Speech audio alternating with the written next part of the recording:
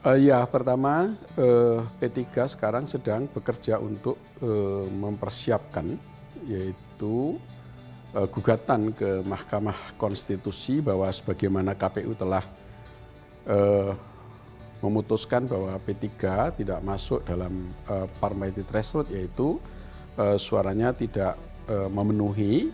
Oleh karenanya P3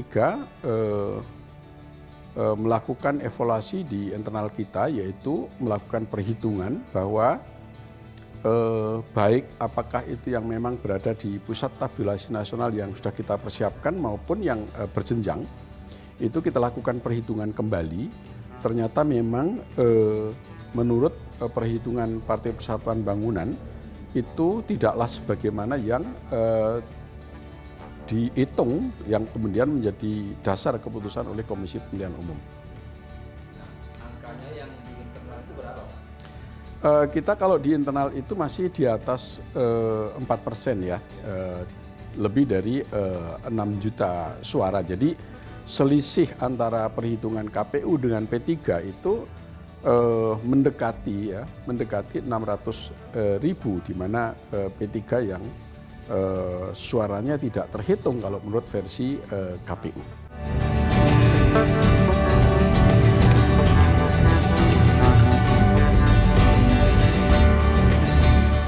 Ya, jadi di sini nampak sekali ya dari perolehan Partai Persatuan Bangunan di tingkat provinsi, kabupaten, kemudian dengan di tingkat pusat. Di mana di tingkat kabupaten kota itu P3 telah memperoleh suara 8.157.488 ya untuk di kabupaten kota seluruh Indonesia. Kemudian di provinsi, perhitungan di provinsi itu P3 mendapatkan 6.323.147. Kemudian masuk ke tingkat pusat, yaitu di DPR RI, yaitu kita mendapatkan suara 5.878.777. Versi P3, jadi ini kalau dipresentasikan itu 4, jadi lebih jauh dari presentasi yang ditetapkan oleh KPU ya, itu jauh. Namun demikian, di sini ada perhitungan suara yang tidak sama itu di berbagai daerah atas perhitungan Komisi Pemilihan Umum, bahwa di situ perolehan P3 itu kehilangan suara itu di berbagai daerah kabupaten kota dan provinsi. Mungkin ini kalau dijelaskan satu persatu karena ini berada di lebih dari 15 provinsi ya. Nah, itu jumlah seluruhnya itu versi kita itu adalah hampir 600.000 suara yang tidak terhitung oleh Komisi Pemilihan Umum.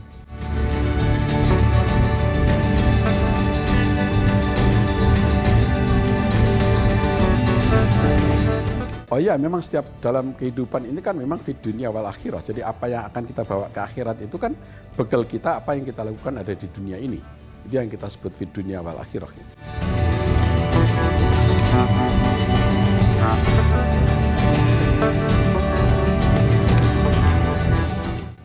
Saya pikir kita itu secara turun-temurun ya Partai Persatuan Pembangunan ini, karena memang Partai Persatuan Bangunan itu didirikan dulu oleh para ulama dari gabungan 4 fusi ya.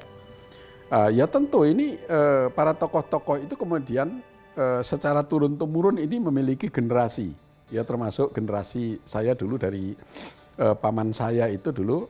Saya masih kecil, bukan muda ya dulu itu. Saya sering melihat atau juga saya pernah diajak besuk oleh ibu saya untuk menengok paman saya ya, di mana paman saya itu setelah selesai berceramah di pengajian itu kemudian tidak pulang karena dia ditahan oleh Koramil ya, ditahan oleh Kodim ya. Nah, ya ini tentu kemudian akhirnya mengestafetkan perjuangan di Partai Persatuan Bangunan itu kepada saya ini secara tidak langsung ya, turun-temurun. Kemudian ada juga tokoh kita saat ini yang menjadi tokoh juga kita sebagai Ketua Majelis Syariah ya, yaitu Pak Kiai Mustafa Agil Sirot, di mana beliau itu adalah mantu dari guru kami, yaitu guru saya juga sebagai Kiai ulama karismatik, yaitu Simbah Kiai Al Mukarram Kiai Haji Maimun Zubair almarhum. Nah, ini putranya, putra mantunya yang saat ini menjadi ketua majelis syariah. Yang notabene juga adik kandung dari Kiai Haji Said Agil Sirot, mantan ketua PBNU. Itu diantaranya. Termasuk banyak sebenarnya masih tokoh-tokoh yang lain seperti Pak Zarkasi Nur, di mana beliau itu termasuk saksi dari perjalanan sejarah Partai Persatuan Bangunan sejak didirikan pada tahun 73 yang sekarang masih ada, dan dalam perjalanannya juga beliau sudah malang melintang, termasuk menjadi Menteri Koperasi, ya, kemudian di fraksi DPR RI dan lain sebagainya. Itu juga beliau masih ada, beliau masih aktif sekali untuk membimbing kami semua dalam perjalanan perpolitikan Partai Persatuan Pembangunan.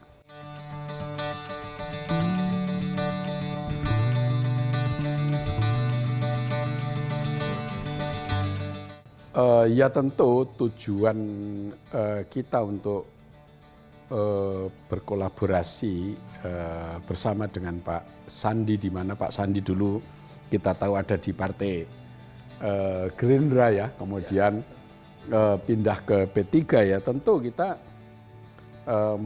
besar harapan untuk bisa mendapatkan efek dari apa yang sudah dimiliki oleh beliau dalam perpolitikan. Pernah beliau menjadi wakil presidennya Pak Prabowo Subianto, kemudian beliau juga pernah menjadi wakil gubernur DKI Jakarta mendampingi Pak Anies Baswedan. Ya, tentu harapan itu sangat besar bagi Partai Persatuan Pembangunan.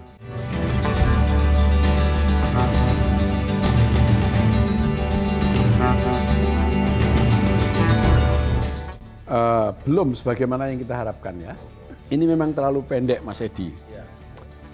Jadi kan Pak Sandi ini bergabung, ya, kemudian kita daulat beliau menjadi ketua Bapilu nasional, ya. Ini kan belum sampai 1 tahun, ya, sehingga memang waktunya sangat pendek, ya. Yang kemudian saya sendiri itu juga memang saya mengabdi di P3 itu sudah 26 tahun jalan, ya. Saya lakoni sejak dari bawah, ya, dari mulai DPC, kemudian ke wilayah pun juga tidak langsung menjadi ketua wilayah, saya menjadi bendahara ketua wilayah, kemudian ke pusat itu saya menjadi wakil ketua umum, menjadi ketua Bapilu nasional dan lain sebagainya. Jadi ini saya lakoni dengan perjalanan yang panjang, tetapi untuk saya kemudian menjadi nahkoda utama, ya, walaupun di P3 yang notabene adalah partai yang kita segala persoalan itu selalu mengambil keputusan, yaitu dengan sistem kolektif kolegial. Jadi tidak bisa seorang ketua umum atau seorang tokoh di Partai Persatuan Pembangunan itu untuk mengambil keputusan-keputusan yang strategis, karena memang asas Partai Persatuan Pembangunan ini ada asas musyawarah dan kolektif kolegial.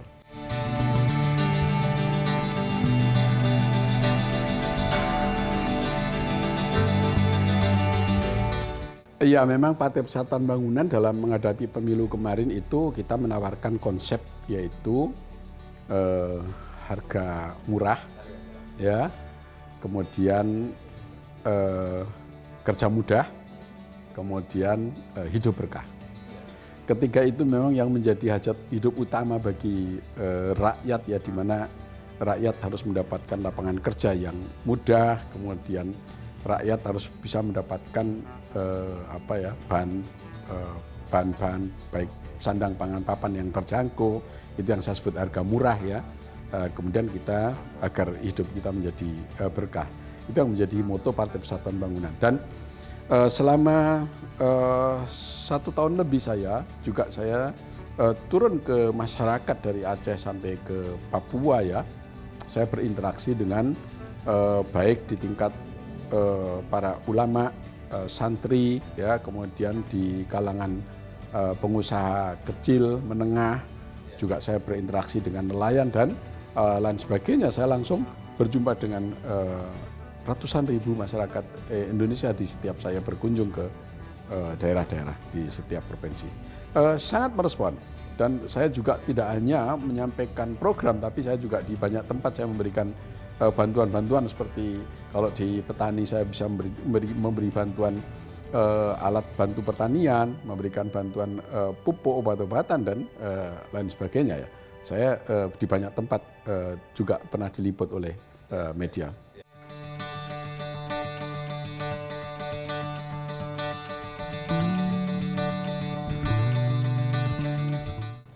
Saya pikir setiap gerak langkah politik, ya, itu akan beririsan dengan isu-isu yang terjadi di sekitarnya.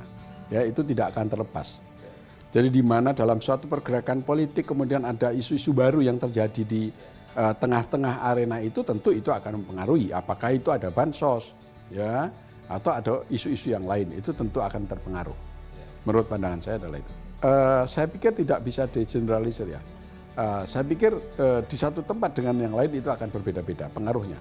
Ya, mungkin di tingkat kota, ya, itu mungkin pengaruhnya kecil. Tapi kalau sudah di tingkat desa, mungkin itu pengaruhnya akan banyak. Termasuk di dalamnya adalah praktek-praktek money politik. Praktek money politik di tingkat perkotaan itu pengaruhnya saya pikir tidaklah signifikan.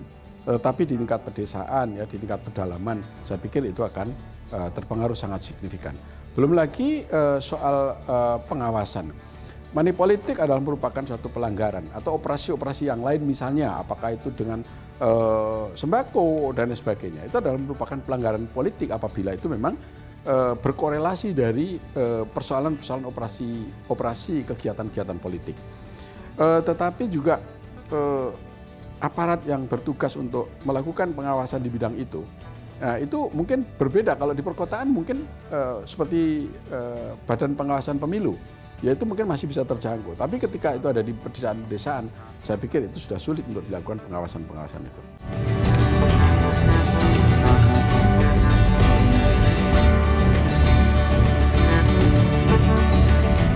Ya, tentu saya sangat mendengar ya dari banyak sumber ya, bahwa istilah ada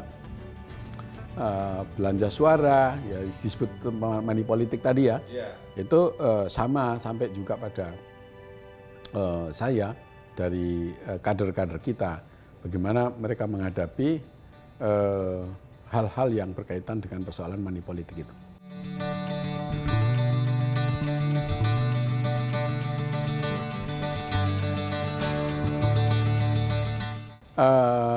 Ya, itu lebih dominan pada tempat-tempat tertentu ya. Tetapi juga ada tempat-tempat tertentu yang itu tidak. Ya, karena ada juga kader kami yang notabene tidak memiliki pendanaan yang cukup ya, tapi mereka bisa lolos. Jadi tidaklah merata, tidaklah semuanya.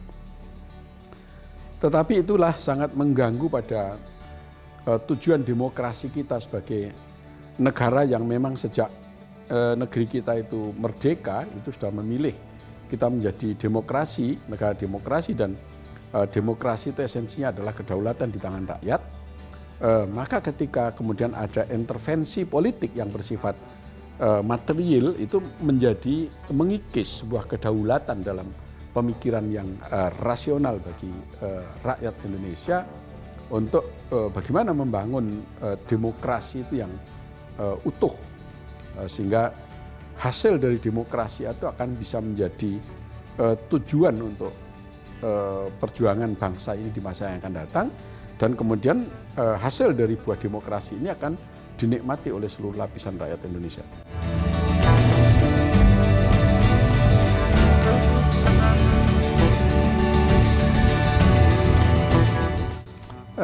Harapannya begitu ya, tetapi money politik ini bukanlah mengukur dari tingkat kesejahteraan ya. Ini dari moral.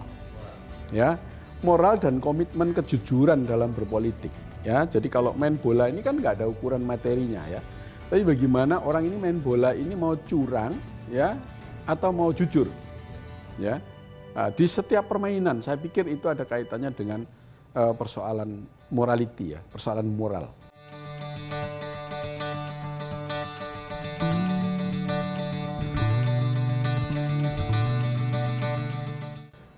Ya kalau itu kan di dalam berita-berita yang juga dirilis oleh media itu sudah banyak statement Pak Prabowo atau tim-timnya yang mengatakan bahwa akan merangkul semua pihak. Saya sangat menghormati dan menghargai itu karena memang membangun negara besar seperti Indonesia ini tidaklah bisa hanya dengan kelompok-kelompok yang terbatas, tetapi memang harus dirajut dengan membangun kebersamaan. Itu baru tentu akan bisa tercapai. Saya menghargai itu semua, bahwa langkah-langkah Pak Prabowo adalah langkah-langkah politik yang tepat karena Pak Prabowo memang pernah membuktikan ketika dulu rivalitas dengan Pak Presiden Jokowi, tapi juga akhirnya beliau bergabung ya di dalam pemerintahan yang saat ini. Lah mungkin itulah yang akan diimplementasikan nanti pada membangun kekuatan pemerintahan di masa Presiden nanti Pak Prabowo itu. Iya, kalau menghubungi yang membahas secara khusus untuk yang tadi disampaikan oleh Mas Edi itu belum, ya.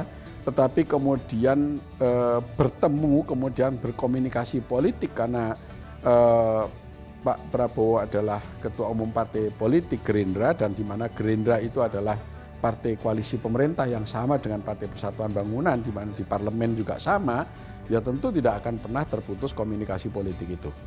Jadi kalau secara langsung ya untuk membahas tentang apakah itu disebut kerjasama politik atau berkoalisi itu belum, karena keputusan MK aja baru kemarin ya, gitu. Jadi karena P3 ini bekerja sama politik atau disebut sebagai koalisi dengan PDI Perjuangan, yaitu mencalonkan Pak Ganjar dan Pak Mahfud.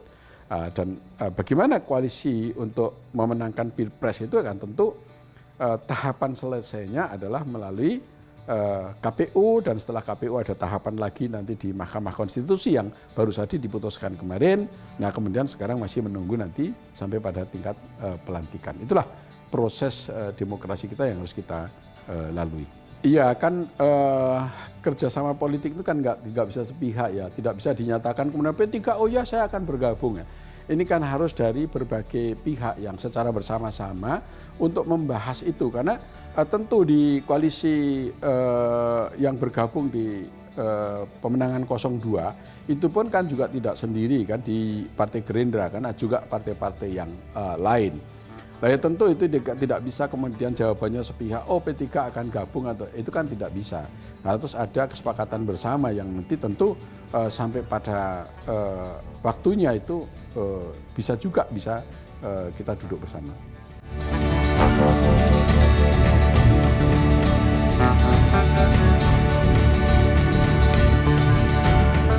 Ya kalau kami P3 sekarang ini memang sedang berkonsentrasi untuk menghadapi persidangan nanti di MK. Termasuk di dalamnya adalah mempersiapkan bukti-bukti, kemudian saksi-saksi, ya, kemudian juga yang lain-lain yang bisa mendukung pada persidangan itu, sehingga kita bisa meyakinkan para hakim yang mulia itu bahwa kebenaran itu nanti bisa kita persembahkan nanti di hadapan pengadilan itu.